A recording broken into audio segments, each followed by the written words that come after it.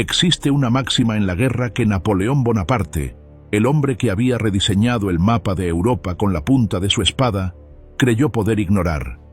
El espacio es el aliado más fiel del defensor. En 1812, el Gran Ejército, una marea humana de 600.000 almas, cruzó el río Niemen. No buscaban solo una victoria, buscaban el fin de la historia. Pero lo que encontraron no fue un enemigo dispuesto a morir en una batalla campal, sino un vacío inmenso, un silencio ensordecedor y una trampa logística que devoraría al imperio más poderoso de la época sin necesidad de disparar un solo cañón al principio. Napoleón era un maestro de la velocidad. Su estrategia se basaba en la premisa de que sus ejércitos debían vivir sobre el terreno. Pero Rusia no era Italia, ni las llanuras de Europa Central. Al cruzar el Niemen, el Gran Ejército no solo se enfrentaba a los soldados del zar, sino a una geografía hostil y primitiva. Las carreteras rusas eran en realidad senderos de tierra que se convertían en trampas de lodo con la mínima lluvia.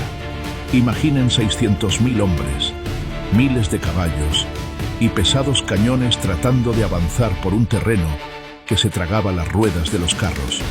La logística, el tendón de Aquiles de cualquier imperio, empezó a fallar en la primera semana.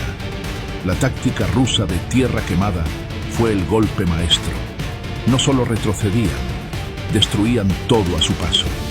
Pozos envenenados, graneros quemados, ganado sacrificado. Napoleón esperaba una batalla rápida para forzar una paz, pero Alejandro I le negó ese lujo. Cada kilómetro que los franceses avanzaban hacia el este, sus líneas de suministro se estiraban hasta romperse, y sus soldados empezaban a morir de hambre y tifus bajo el sol abrasador del verano ruso. Mientras Napoleón se desesperaba por encontrar una batalla decisiva que pusiera fin a la campaña, en el bando ruso se libraba una batalla interna por la estrategia a seguir. Por un lado, el general Barclay de Tolly entendía que enfrentar al Gran Ejército cara a cara era un suicidio. Por otro, la nobleza rusa exigía defender el suelo sagrado. Fue aquí donde nació la estrategia del vacío. Los rusos perfeccionaron el arte de la retirada. Cada vez que Napoleón creía tenerlos acorralados, los rusos se desvanecían en la inmensidad del horizonte. No era cobardía, era una trampa matemática. El espacio ruso estaba devorando la fuerza numérica de Francia sin necesidad de intercambiar un solo disparo de fusil. Cuando Mikhail Kutuzov tomó el mando, la estrategia se volvió aún más cruel. Sabía que Napoleón necesitaba una victoria para mantener la moral de su ejército multinacional. Al negársela, Kutuzov estaba atacando la mente del emperador. Borodino fue el único momento donde el vacío se llenó de fuego y sangre, una de las batallas más sangrientas de la historia, pero estratégicamente fue un empate que favoreció al defensor. Napoleón ganó el campo de batalla, pero perdió la guerra, porque el vacío ruso seguía allí esperándolo. El 14 de septiembre de 1812, Napoleón entró en Moscú. Cualquier otro monarca europeo habría capitulado tras perder su capital, pero Rusia no es Europa. El emperador esperaba delegados de paz. En su lugar, encontró una ciudad fantasma que empezó a arder esa misma noche. Moscú no fue un trofeo, fue una jaula de oro. Napoleón pasó 5 semanas críticas esperando una respuesta del zar Alejandro, primero que nunca llegó. Fue el error estratégico más costoso de su carrera.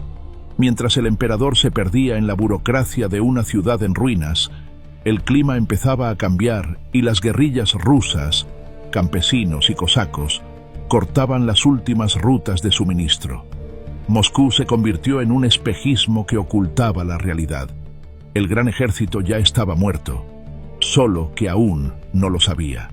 El 19 de octubre, Napoleón finalmente ordenó la retirada, pero era demasiado tarde. El general Invierno no fue el único ejecutor. Fue el golpe de gracia a un ejército que ya estaba desnutrido y desmoralizado. La retirada se convirtió en una procesión de fantasmas. Los mismos caminos que habían agotado a los soldados en verano ahora eran campos de muerte congelados. Los caballos morían por miles, obligando a abandonar los cañones y el botín saqueado en Moscú. Fue en el cruce del río Berecina donde la tragedia alcanzó niveles dantescos. Miles de soldados y seguidores civiles quedaron atrapados bajo el fuego ruso mientras intentaban cruzar puentes improvisados. De los 600.000 hombres que cruzaron el Niemen con sueños de gloria, menos de 100.000 regresaron. No fueron derrotados por un genio superior en el campo de batalla, sino por la incapacidad de comprender que en Rusia la logística es el destino. La campaña de 1812 cambió el mundo.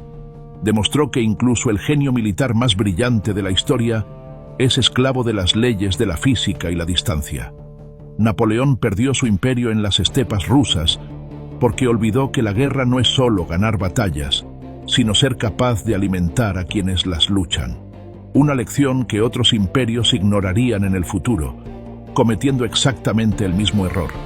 Pero, ¿fue la obstinación de Napoleón o la brillantez de la retirada rusa lo que decidió el final? Déjame tu opinión en los comentarios. Los estaré leyendo para debatir sobre esta catástrofe estratégica. Y si te apasiona la historia donde el poder se enfrenta a sus límites, no olvides suscribirte a Voces del Pasado.